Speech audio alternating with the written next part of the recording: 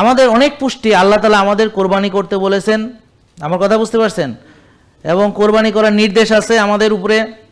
তাহলে আমরা কোরবানি করব গরুর মাংস, কিন্তু নিজেরা খাবো না, তাই না ভাই? হ্যাঁ খাবো।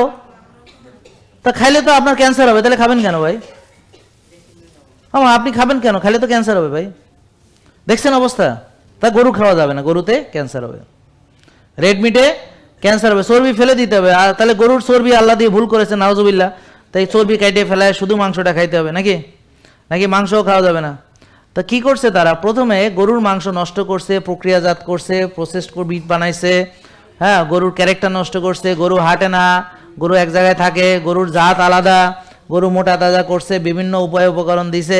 এখন এই গরুর মাংস খাইলে আমার তো ক্যান্সার হইবই, এই গরুর মাংস খাইলে তো আমার মনে করেন যে হার্ট অ্যাটাক করবেই।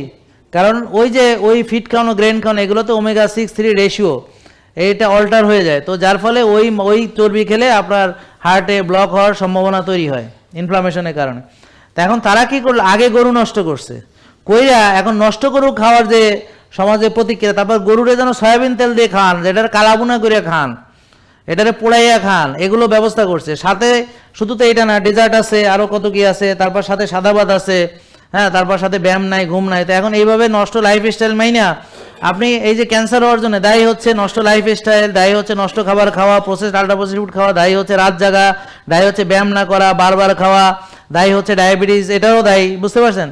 সব কিছু। কিন্তু সে সব বাদ দিয়ে কালপিট শুধুমাত্র গরু, দেখাও আমাকে গরুর মতো বুদ্ধি, এই জন্য আমাকে বুঝে ফেলাইছে। হ্যাঁ, তা এখন গরু খাওয়া যাবে না।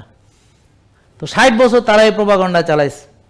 এখন আমেরিকা এসে বলতেছে যে না, এখন এটা ভুল হয়ে গেছে, এবং তারা এখন তাদের এই আগের যে ভুল নীতি থেকে সরে আসছে, এই কয়েকদিন হয়েছে।